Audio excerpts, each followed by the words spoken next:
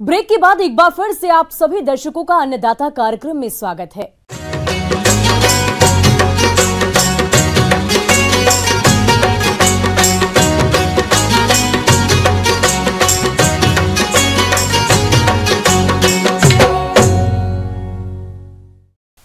मूली का उपयोग आमतौर पर सलाद और सब्जी के रूप में किया जाता है और अपने राज्य में मूली की खेती प्रायः सभी क्षेत्रों में की जाती है। सामान्यतः किसान अन्य फसलों के साथ मूली को मेढ़ों पर या खेत में लगाकर आय अर्जित करते हैं। तो किसान भाइयों, आप भी मूली की खेती करने जा रहे हैं तो किस प्रकार से करें मूली की खेती, आइए जानते हैं कृषि विशेषज्ञ डॉक्टर रतनदीप सोनी से।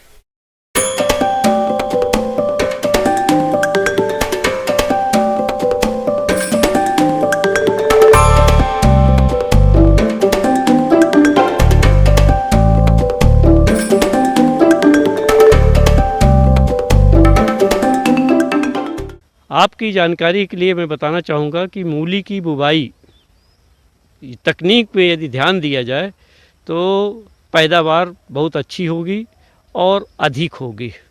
इस हेतु सबसे बड़ी बात ये होती है किसान भाइयों कि हमें विशेष ध्यान देना है कि खेत की तैयारी, मूली के दाने छोटे छोटे होते हैं और उनको भुरभुरी मिट्टी चाहिए और साथ ही साथ जीवांश पदार्थ से बनी हुई जो खाद है, जैविक खाद है, वो पर्याप्त मात्रा में चाहिए। मूली की खेती सभी प्रकार की भूमियों में की जा सकती है, लेकिन मूली का अच्छा उत्पादन प्राप्त करने के लिए रेतीली दोमट भूमि अधिक उपयुक्त रहती है।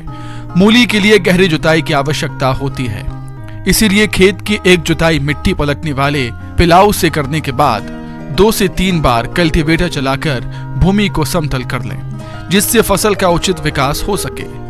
किसान भाइयों, मूली की फसल से अधिक उत्पादन प्राप्त करने के लिए खाद और उर्वरकों का संतुलित मात्रा में प्रयोग करना जरूरी होता है।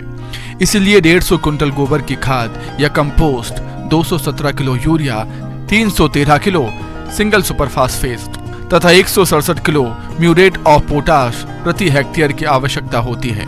इनमें से गोबर की खाद, सिंगल सुपर फास्फेट और म्यूरेट ऑफ पोटाश की पूरी मात्रा का उपयोग खेत की तैयारी के लिए समय पर करना चाहिए और यूरिया को 2 भागों में बांटकर पहली मात्रा का प्रयोग बुआई के 15 दिन बाद और दूसरी मात्रा का उपयोग 30 दिन की फसल अवस्था पर उपरिवेशन के रूप में करना चाहिए। और रही बात ये कि इसके लिए जो किस्मों की चयन की बात, तो अनुशंसित किस्में हैं, खासकर पूसा केतकी है, इसके अतिरिक्त जो है पूसा हिमानी है, अर्का है, संकर कई किस्में आ गई हैं। तो इस तरह से जो किस्में हैं और प्राइवेट कंपनियां जो हैं, बीज उत्पादक कंपनियां, वो भी अपने अपने व्यावसायिक नामों से तैयार कर रही हैं और उनके भी बीज मिल जाते हैं और उनका इस्तेमाल हम कर सकते हैं। अब इन किस्मों का बीज लेना है, प्रति हेक्टेयर 5 से 10 किलो तक डाल सकते हैं। संकर किस्में हैं तो 5 किलो में काम चल जाएगा, यदि देसी किस्में हैं तो उसमें 10 किलो तक इस्तेमाल किया जा सकता है। तो मेरे कहने का मतलब यह है कि यदि बीज का अंकुरण प्रमाणित बीज है तो बीज की मात्रा कम हो सकती है।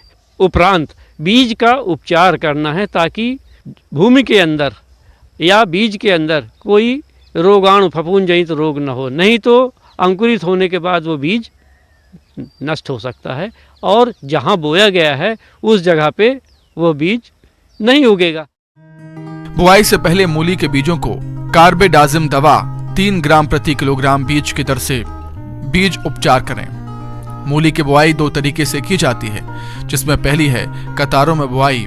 इस विधि से बुआई करने के लिए अच्छे प्रकार से तैयार क्यारियों में लगभग 30 सेंटीमीटर की दूरी पर कतारें बना ली जाती हैं और इन कतारों में बीज को लगभग 3 से 4 सेंटीमीटर गहराई में बुआई कर देते हैं। बीज उग जाने पर जब पौधों में 2 पत्तियां आ जाती हैं, तब 8 से 10 सेंटीमीटर की दूरी छोड़कर अन्य पौधों को निकाल देते हैं। दूसरी विधि है मेड़ों पर बुआई।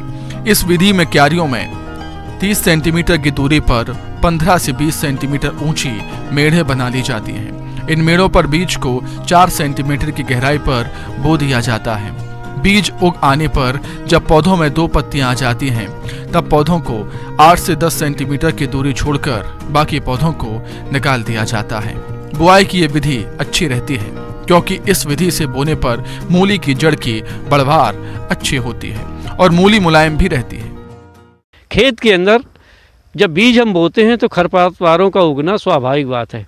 तो मूली के अंदर अच्छा होगा कि इसके लिए इंटरकल्चर ऑपरेशन खेत के बतर में होने पर करें, मतलब सिंचाई करने के 3-4 दिन पहले करें तो निराई गुड़ाई हो जाएगी, तो इनकी जड़ों को के लिए वायु संचार भी सुचारू रूप से होगा। साथ ही साथ इसमें जो खरपतवार के पौधे जो उगे हुए हैं वो उखड़ जाएंगे, कट जाएंगे और ज़मीन में मिल जाएंगे। जल भराव से नुकसान होता है, तो जल भराव की स्थिति न होने पाए इतना हमें पानी सिंचाई करना है। इस समय हम जो सिंचाई करेंगे लगभग 10 से 15 दिन के अंतर से यदि सिंचाई करते रहेंगे तो पर्याप्त स्थिति बनेगी। और जैसे जैसे मूली उखड़ती जाएगी, जो बेचने लायक स्थिति बन जाती है, इसको आप कर सकते हैं। और इसको सितंबर से लगभग जनवरी तक हम लगा सकते हैं और ये जल्दी से तैयार होने वाली फसल है। ये 60 दिन से लेके 80 दिन के बीच में फसल अच्छी तरह से ली जा सकती है और एक के बाद एक फसल ले सकते हैं। यदि अच्छा बाज़ार है, मार्केट है, तो उसमें कर सकते हैं। ऐसा करके हम बोनी का काम सुचारू रूप से कर सकते हैं।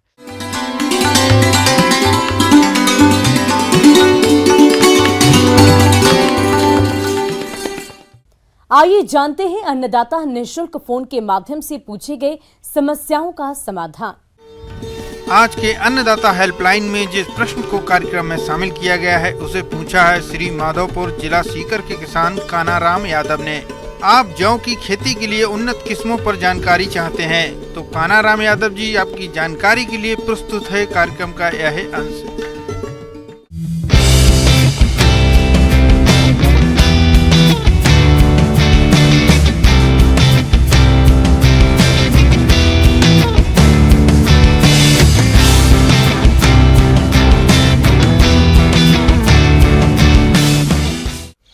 राजस्थान में पानी की कमी है और इस पानी की कमी के कारण फसलें जो हैं वो अपने हिसाब से धीरे धीरे कम होती जा रही हैं। और जो पशुधन है, पशुधन को जो है ना चारे की प्रबल आवश्यकता होती है, बहुत ज़्यादा आवश्यकता है। इस कारण से अगर ये पानी की कमी और पशुधन को ध्यान में रखते हुए अगर अपन ये देखें तो जौ की फसल जो है ना अति उत्तम और लाभकारी है। किसान भाइयों, यदि आप जौ की बिजाई करने जा रहे हैं तो आपको जौ की उन्नत किस्मों का चयन करना होगा ताकि आने वाले समय में आपको जौ की फसल से दाने और चारे की अधिक पैदावार मिल सके। जौ बोने के लिए वो RD 2592, RD 2503, RD 2052, RD 2035 और RD 2582 और RD 2715 ये वैरायटियाँ जो है ना सामान्य बुआई के लिए है और देरी से बुआई के लिए इनमें जो किस्में हैं वो 2508 है। इसके साथ ही साथ अपन इन जो किस्में हैं इनमें ये ध्यान रखें कि कौन सी फसल जो है वो बड़ी बढ़ने वाली है, कौन सी छोटी रहेगी। इसके साथ साथ ये भी देखना है कि इनमें जो किस्में हैं इनमें जो चारे की जो क्वालिटी है वो कौन सी किस्म में अच्छी है। और इसके साथ साथ ही कई भूमि ऐसी होती है जो करीब करीब लवणीय होती हैं और उनमें लवण की मात्रा भी ज़्यादा हो जाती है, जिसमें क्या है कि अपन चलते हैं जो चर चर की आवाज़ करके सफ़ेद सफ़ेद जो है ना ऊपर से परत आ जाती है, इसको अपन लवणीय भूमि कहते हैं। इसके लिए RD 2552 जो है ना वो अच्छी किस्म है, इसमें उपयोग करते हैं तो पैदावार अच्छी मिल जाती है।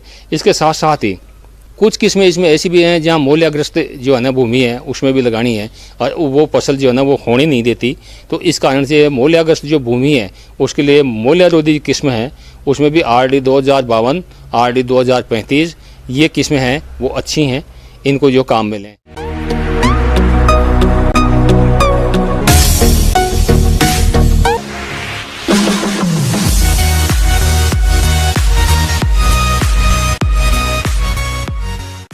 और एक नजर डालते हैं राज्य की कुछ मंडियों के प्रमुख फसलों के बाजार भाव पर।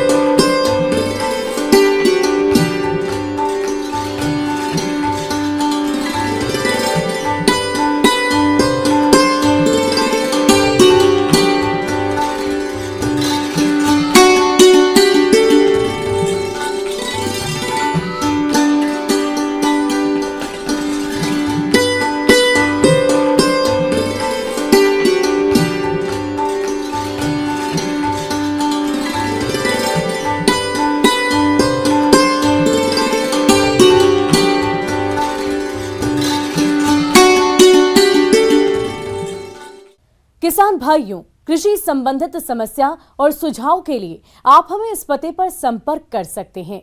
प्रोड्यूसर अन्नदाता news 18 Rajasthan, Ramoji film city, Hyderabad 501512। साथ ही आप हमें ईमेल भी कर सकते हैं। हमारा ईमेल है p18annadaata@nw18.com।